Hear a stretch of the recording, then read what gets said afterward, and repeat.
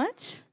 And now I welcome Sai Rajesh గారు to convey his wishes. And actually నాకు అర్థమైంది ఏంటంటే ఇవాళ మా అతిథులు అందరూ కూడా సిద్ధార్థ్ రాయ్ని ఎప్పటి నుంచో అర్థం చేసుకుని వచ్చిన వాళ్ళే ఉన్నారని.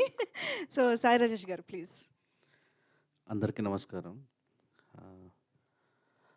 నాకు ఈరోజు కార్లో రాగానే చాలా సంతోషం వేసింది.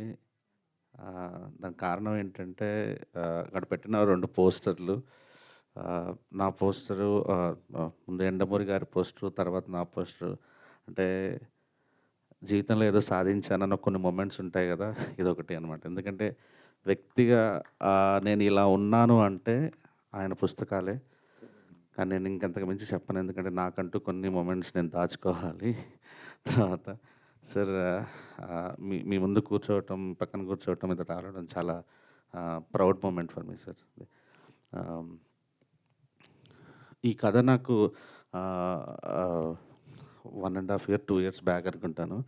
వీరశంకర్ గారు ఒకసారి కథ వినండి చాలా బాగుంది అన్నప్పుడు, మామూలుగా నేను ఒక 2 కండిషన్స్ పెడుతుంటాను అంటే ఎవరికైనా కథ వినాలన్నప్పుడు.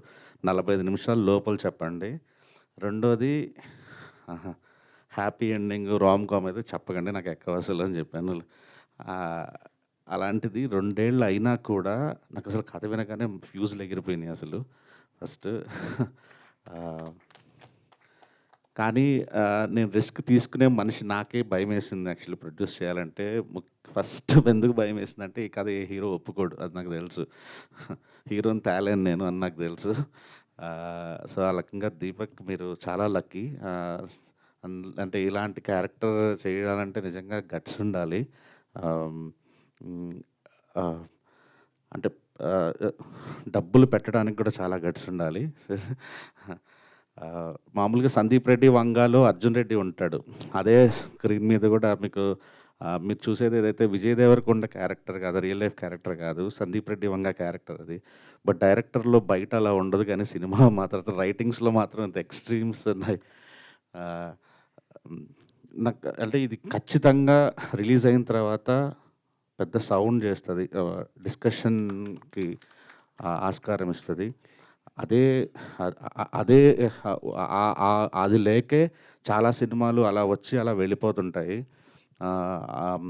మనం సగం పబ్లిసిటీ ఆ పని చేసి పెడుతుంది. అలాంటి హట్కే పాయింట్లు ఉన్నప్పుడు గుడ్ లక్ అందరికీ. సార్ మీకు డబ్బులు రావాలని మనస్ఫూర్తిగా కోరుకుంటున్నాను. Thank you. Keerthana all the best, Tanvi. And sir మీకు అందరికీ thank you, all the best. Thank you. Thank you so much Sai Rajesh గారు.